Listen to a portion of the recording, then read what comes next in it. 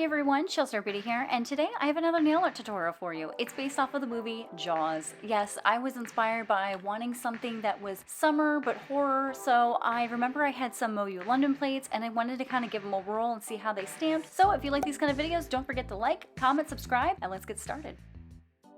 So first up, I used Blue Raspberry Ice by China Glaze. This is a very opaque cream. This is part of that new Dippin' Dots collection, or one of the polishes from that collection for summer of 2022. And I used 2 coats per for the index and pinky finger, and then also I did 1 coat for a base for the ring finger because I'm going to be applying another polish on top of that.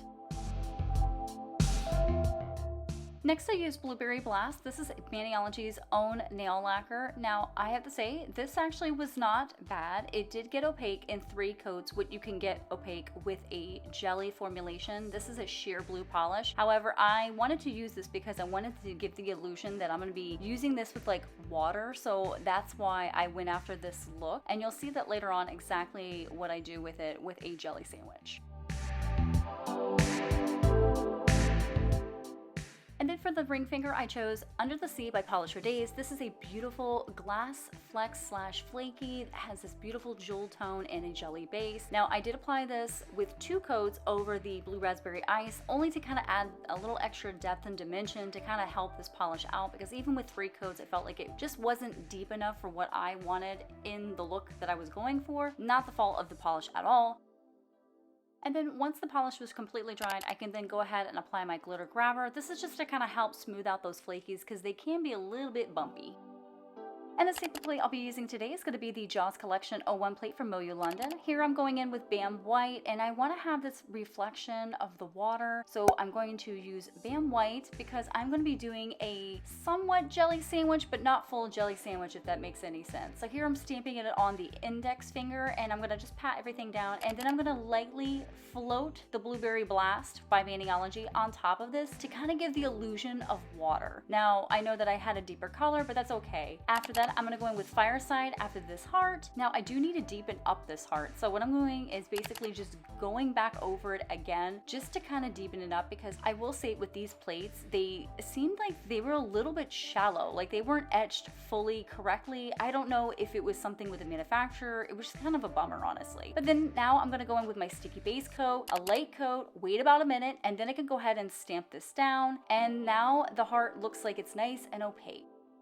Next, I'm going to go in for the image that has like these sharks and battleships, I guess. I'm going to be using another stamper, and here is the middle finger. This is the one that is going to be that jelly sandwich. So here I like that nice deep color, but then again, I'm going to float the Blueberry Blast one more time over this, and here it looks like they're just all floating around under the water. I don't know, I like the effect of it.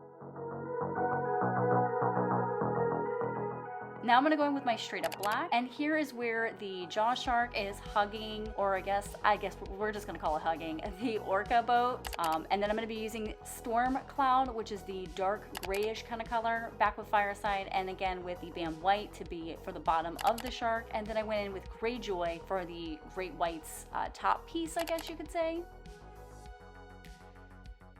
Once I'm done filling in the shark, I go ahead and set it to the side to completely dry, and then once it's ready, I can go ahead and apply my sticky base coat to the nail tip. I wait about a minute, and then I can go ahead and place my shark down, and I don't know about you, but he is so stinking cute.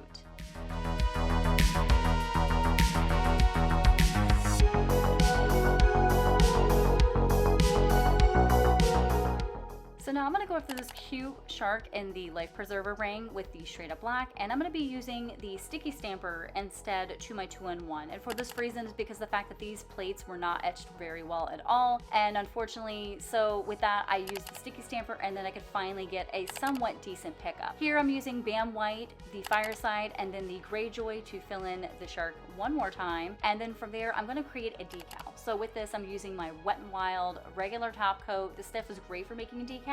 And then once I wait for that to completely dry, I can then peel up the decal, and then from there snip around all of the edges. You want to try to get as close as possible because you really want to make sure that you don't have any bumps or ridges. And here I just kind of pat it down onto the other stamper that is in that 2-in-1. Once my decal is ready to be stamped, I'm going to go ahead and apply a thin layer of the sticky base coat, allow it to dry for about a minute, and then I can go ahead and apply the decal. Now I do want to state that decals work best on these type of jelly-like formulations where they have flakies or flecks because they kind of hide the edges of the decal. Once I make sure everything is dried, I can then apply my smudge-free top coat just to make sure I prevent any type of smearing or smudging because I did use red and black stamping polish and it is very prone to smudging. Once my smudge free is completely dry, I then want to go ahead and I apply my glitter grabber. And the reason for this is because I want to smooth all of those stamps or decals completely out so that when I apply my regular top coat or my quick drying top coat, it gives this beautiful glass-like finish where it's almost gel-like if you want to keep it a glossy finish, or it even helps out with matte top coats as well. After my glitter grabber is completely dried, I can then go in with my Super Chic Lacquer quick drying top coat. I really like this stuff, and when you're using it with a glitter grabber, it works amazing with decals because it smooths out those edges where you don't even see the decal really anymore. Like you can see here now, it just blends in like butter.